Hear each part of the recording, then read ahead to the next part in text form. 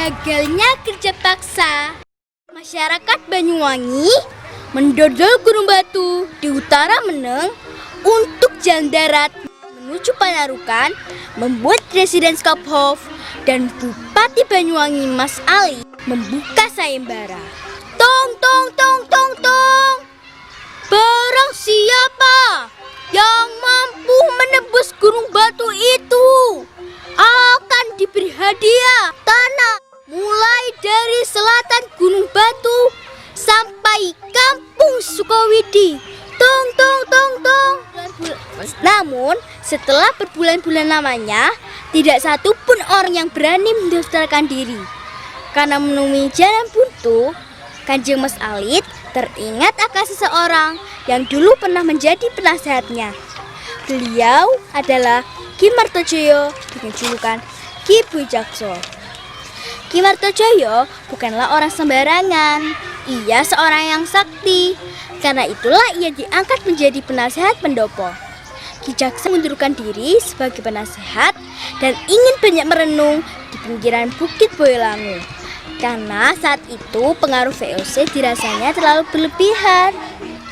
Mas Alik memerintahkan Singotarno, Singomadio, dan Singodilogo untuk menemui Ki Jaksa di pinggiran Bukit Boyolangu. Sesampainya di pinggiran bukit, para punggawa tersebut bertemu dengan orang tua bernama Lemani dan anaknya bernama Nur Ima.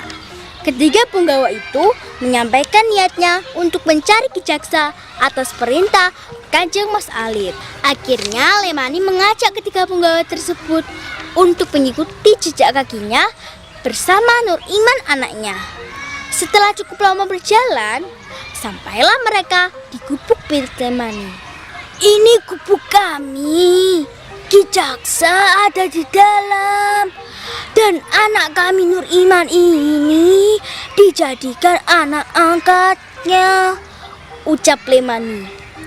Mungkin Ki Jaksa mendengar suara orang-orang yang berada di luar gubuknya.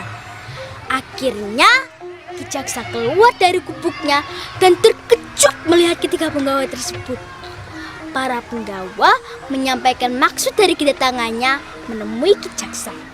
Mereka diutus oleh Kanjeng Mas Alit.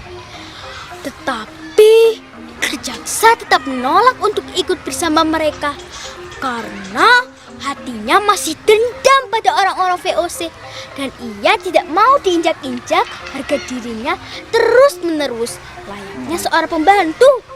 Para punggawa terus-menerus mendatangi Ki Jaksa sekeras-kerasnya batu. Jika ditetesi air terus-menerus, lama-kelamaan akan berlubang jua. Begitupun dengan hati Ki Jaksa yang mulai luluh.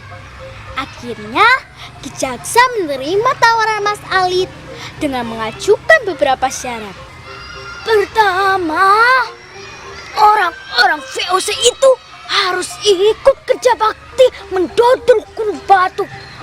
Kedua, yang memimpin kerja bakti harus anak angkatku sendiri, yaitu Nur Iman yang masih berusia 11 tahun. Mendorong Kanjeng Mas Alit dan VOC menerima syarat tersebut.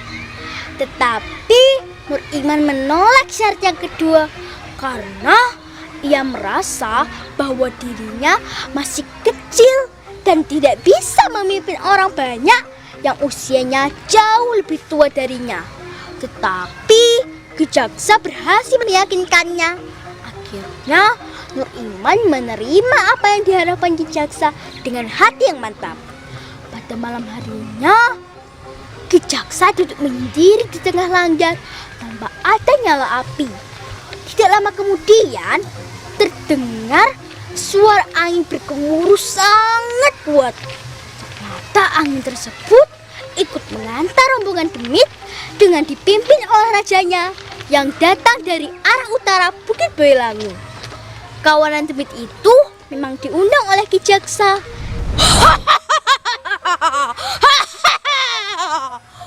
Gonjleng, gonjleng, gonjleng. Langit ku tanduk, awan ku tiup, dan air laut ku minum. Ada apa kau memanggilku? Gonceng, gonceng, gonceng, ucap Raja Demit. Wahai Raja Bangsa Demit, tepu di capak kakiku. Bumi sudah kugenggam. Memang sengaja kuhadirkan kalian agar mau membantu menjebol gunung batu pinggir laut tempat kalian hidup. Aku bersedia, tetapi ada 3 syarat yang harus kau turuti. Pertama, jangan mendadak gunung batu di luar batas yang nanti aku bertanda. Kedua, sisakan buat aku seonggok batu tempat di pinggir pantai. Dan ketiga, kau dan anak cucumu harus mau menyambangiku setidaknya setahun sekali. 3 syarat yang engkau ajukan aku terima, kata Jaksa. Aku minta tolong, kau juga harus mengerahkan seluruh prajuritmu agar ikut bekerja bakti. Yang memimpin pedudulan nanti anak angkatku Nur Iman. Umurnya masih 11 tahun, sambungnya.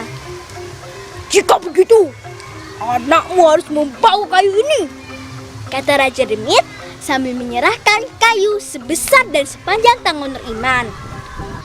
Pertemuan antara Ki Jaksa dengan Raja Demit tadi berlangsung hingga tengah malam. Hari yang dijanjikan pun tiba. Para punggawa mengiring Nur Iman yang membawa kayu komando kerja bakti mendodol gunung batu.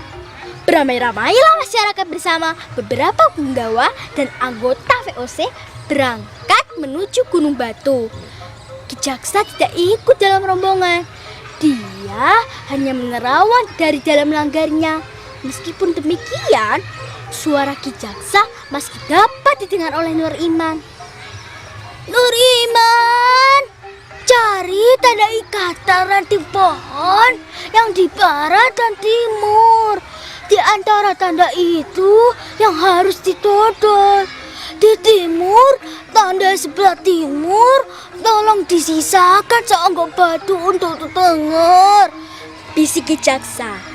Hampir 3 bulan purnama, kerja bakti itu berlangsung. Jalan selatan Gunung Batu sudah bertemu ruas jalan di utaranya. Seonggok batu di pinggir pantai itu disebut sebagai Watu Dodol.